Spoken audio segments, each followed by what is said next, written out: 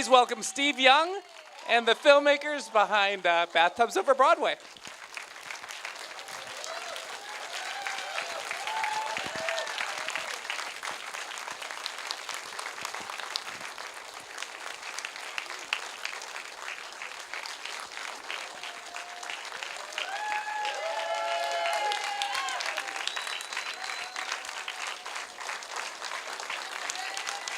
Jim LeBrecht.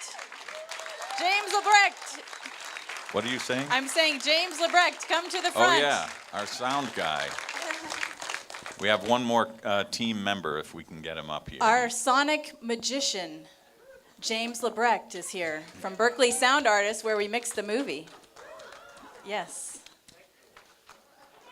And I Woo! guess... Hey, there he is.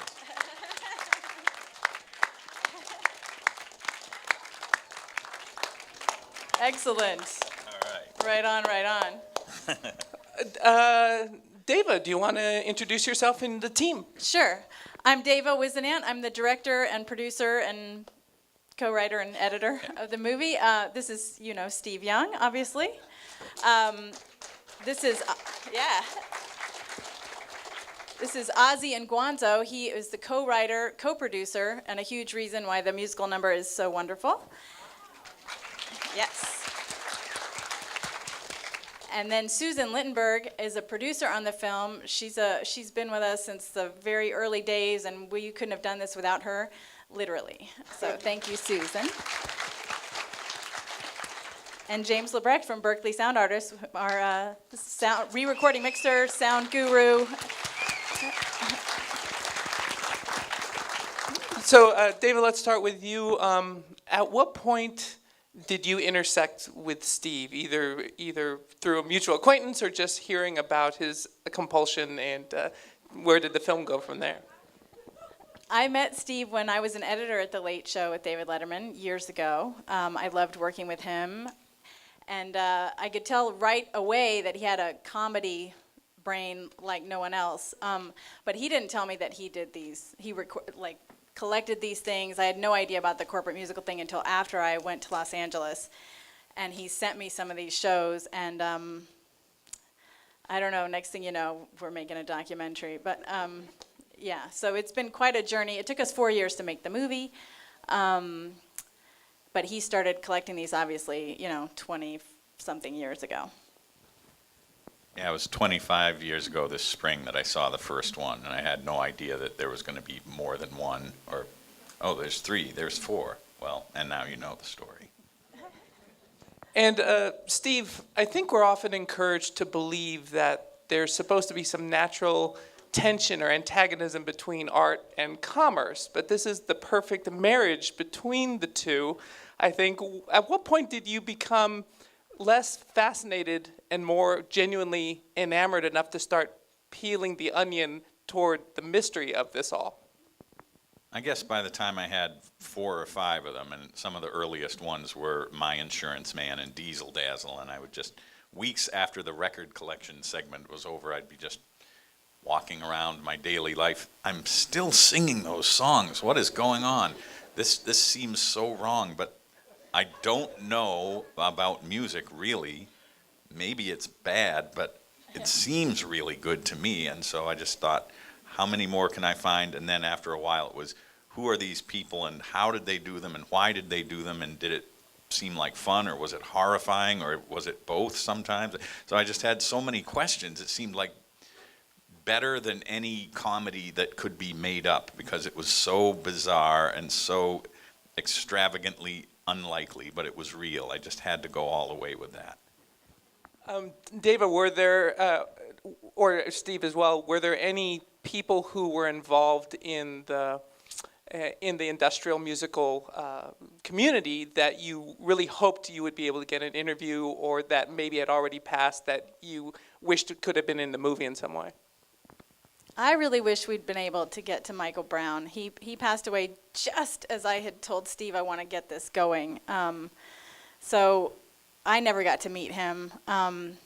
Steve did, and Steve talked to him on the phone and went to his house every once in a while, but that was just before the filming started, so that made me sad. We really wanted to get all the Bathrooms Are Coming people, and that luckily happened during shooting. Can you think of anybody else? Wilson Stone is a great composer. We just met him for the first time in the Hamptons last weekend. He did the Xerox show and a bunch of Coke shows and The Ford Tractor Show at Radio City Music Hall, which is just an unbelievable blowout.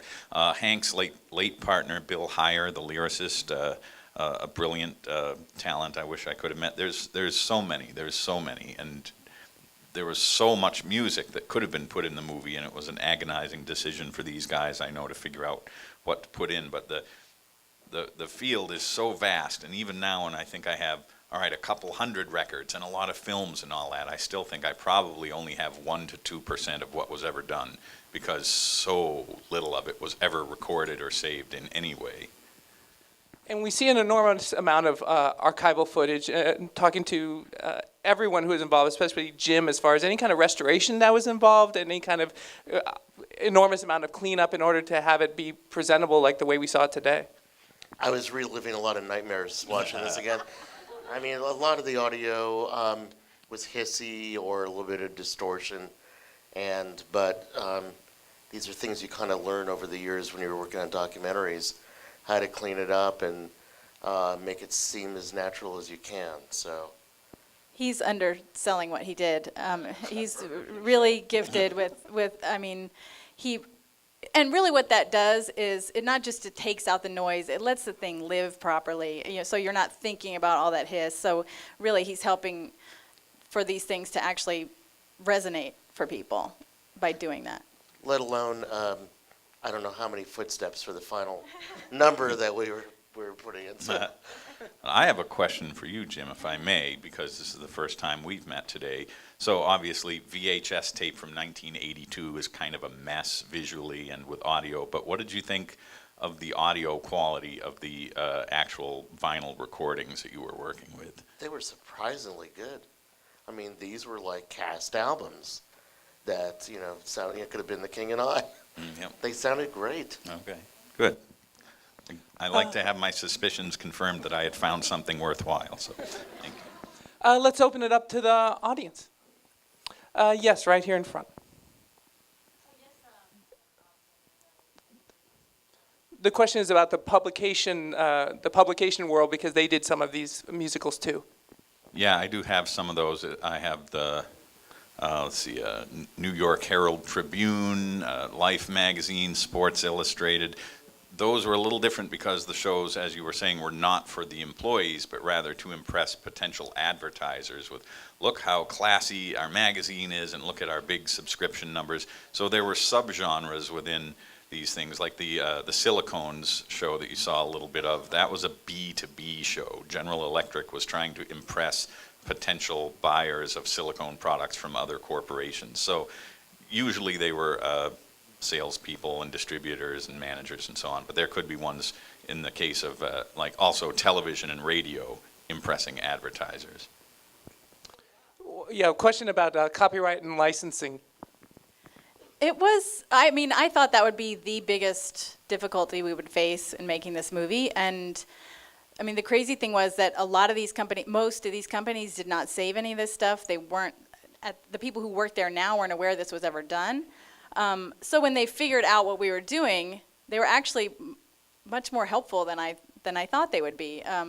In particular, JCPenney, Ford, GM, American Standard, they were, it's almost like this is a part of their history that they were proud to learn about. But we did, on a case-by-case basis, have to clear every song, and, so that was a challenge. It took a while. But the cool thing is, American Standard reached out recently, and they want to show this film to their employees. I just think that's so cool. Any other questions? Yes, over there. So yes, is a Yeah, baby. a sequel? Oh, there's so much we didn't put in. We would love that. And also the musical version, that would be fun. Yeah, I think Dava said at one point when I think you were seeing how the movie was kind of gonna shake out, I think you said you had enough really good material for 3 movies, and we have thousands and thousands of songs and lots of films and videos that didn't fit with the story that she and Ozzy crafted. So this is going to keep going for the rest of our lives in terms of just people bringing us stuff and people coming forward. Hey, my uncle worked on these, or my dad has some stuff in the attic you might like. So that's always going to keep going. The question is there a museum or repository where this kind of stuff is either being collected or can be deposited? And also, what do you do? What's your day job now? Well, I would love to see all this from all the different sources and families eventually gathered properly and professionally in some way. I think we're quite a ways away from that. You'll be glad to know that Hank Beebe and his family and other families have at least now understood, let's not leave things in mildewed, rotting boxes in the basement. It's in plastic bins now, so we're making incremental progress there. Yeah, I don't know. I would love to win a MacArthur Genius Grant or something and get all this stuff put somewhere really, yeah. And then that could be my day job for a while too. Schenectady has some GM materials in their museum, right? Yeah, there's a science museum up in Schenectady that has, I think it's General Electric stuff.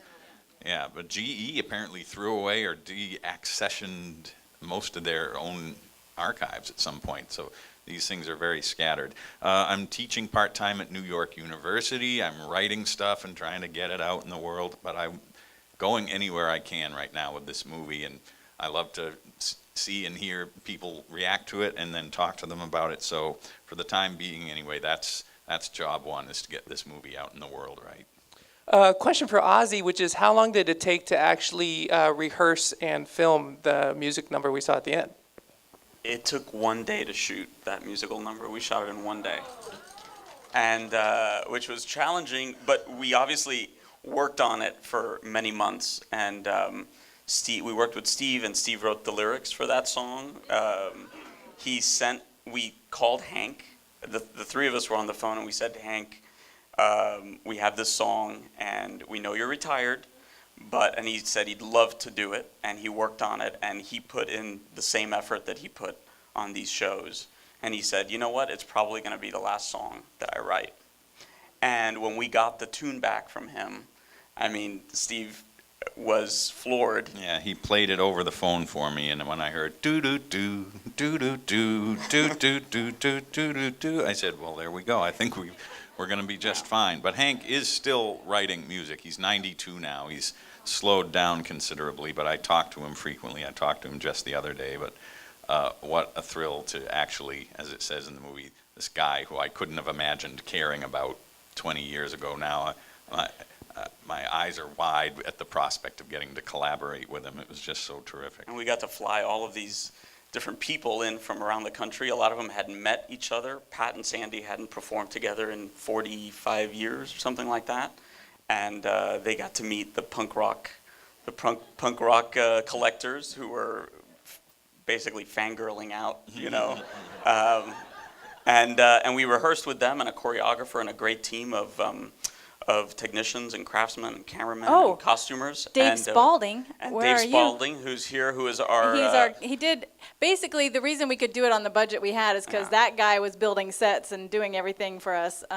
He put on all the doorknobs and the sconces. Yeah, when you shoot on a backlot, like the Warner Brothers backlot, it comes with no doorknobs, no sconces, no signs, none of that. And we had a great production design team and Dave that actually made it all happen so we could shoot it in 1 day. It really was an inspiring real-life version of, hey, I could help out. Well, I can help out too. Let's all get together and make it. We put on a show. What's the future of the film, both in the festival circuit as well as possible distribution or home release? We're going to be on the festival circuit for the rest of this year and into next year, into the spring. We're currently in distribution talks at the moment. So theoretically, we're going to have the film in theaters in some parts of the country before the end of the year, and then on streaming VOD right around that time too. So just please cross your fingers for us and tell your friends. And if you vote, it helps too. That's right. If you all like the movie and feel moved to vote for it, every bit of extra momentum we get helps us get it out further. This is how it's done.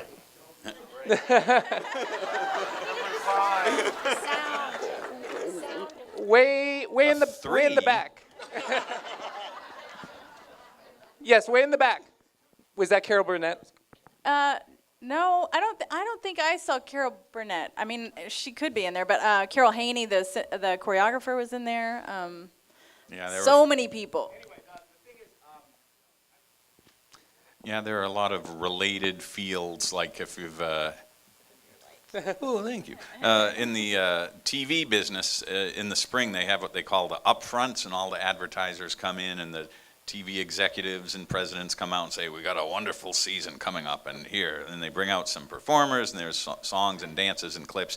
That's kind of a modern incarnation of almost an industrial show. There's lots of little spokes coming out of that hub in different directions. And a lot of it is, as you were saying over here, video now, and less of it's music, but there is still some of that. So we saw some celebrities there, and what was the access to them, and how did you learn about their involvement, and then do you continue to learn about new people every time you screen the film? It was a lot of it was Steve's connections through Late Show that helped us get like Martin Short. Just happened to be taping at the Late Show that day when we ran in and snagged an interview with him. Because how did you know that he was on the in the shows though? I'm trying to remember how I knew Martin Short was doing industrials. Uh-oh. Cheetah was in all of the. Cheetah was. I mean, her name was listed there. Florence Henderson, her name was on the albums. Yeah, sometimes we would just I think we reached out through the web to get Florence Henderson's manager or something. I had talked to Florence when I was working on the book, so I had some pre-existing contact there. But Chita Rivera, when she first came to New York, she was doing an Oldsmobile show, and she hadn't changed her name yet, and the program says Conchita del Rivero. And somebody, when I was talking to her about it, she said, well, a friend of mine said, oh, you can't have that name, it's too long. If you think you're going to be famous, that won't fit on a marquee. So she had it, by the next Oldsmobile show, she was Chita Rivera. But as far as the people coming up at screenings, that is happening. In fact, in Nashville, a woman came up and she said, I was actually in that car show with Martin Short. It was just like mind-blowing that, in Nashville, he did that thing in Canada, right? Yeah.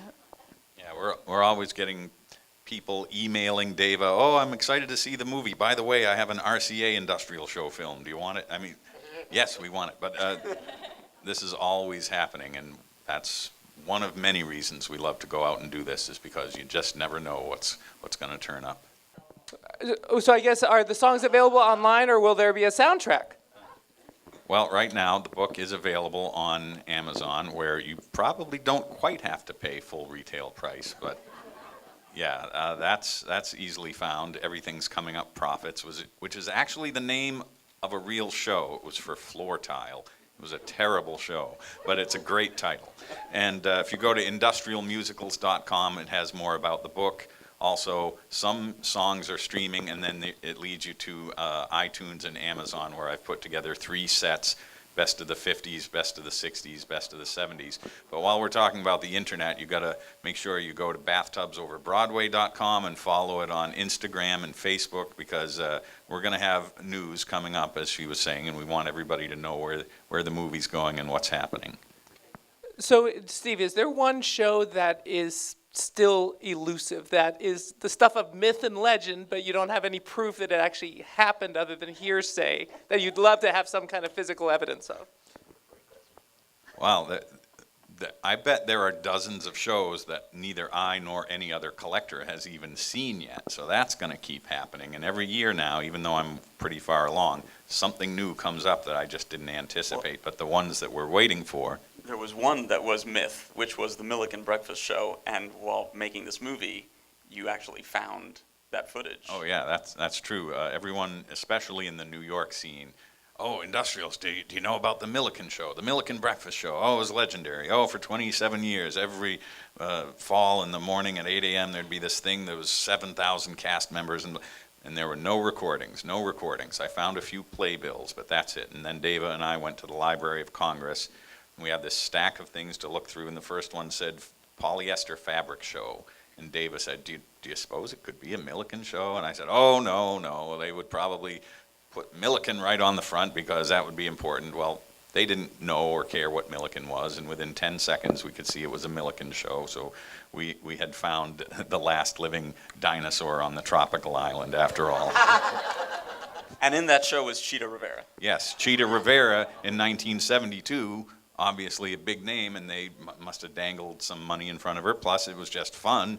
People loved doing this show, and she was no longer little Conchita del Rivero in 1955. She was a big star, and you could lure big people to come back and do these things because money, but also I think there was a sort of fun atmosphere to it. Do you still go through record stores as you tour the film? Yes, but with the understanding that it's a 1,000,000 to 1 shot at this point. But yeah, I'll go in and say, "Hi, I'm Steve, and I'm looking for this thing that you've never heard of, and can I mail you a want list?" I will look through any bin of oddball miscellaneous records without any particular hope, but my plan is for the long term, just 5 years from now, maybe one person will say, "Hey, I found one of those things you were looking for." So yeah, no particular hope at any particular store, but yeah, I do keep doing it. Just like in the movie, he goes in, he gives them the card. It's like it's just still happening. I love it. Well, thank you to everyone. This has been a wonderful gift to us. Thank you for showing up and sharing the film with us. Thank you for having us. Thank you, This thank is you. Great, really Remember to wonderful. vote. Democracy is under siege. Remember to vote. And there is one more screening, so tell your friends and enjoy the next 4 days of the festival. Thanks. Thank you.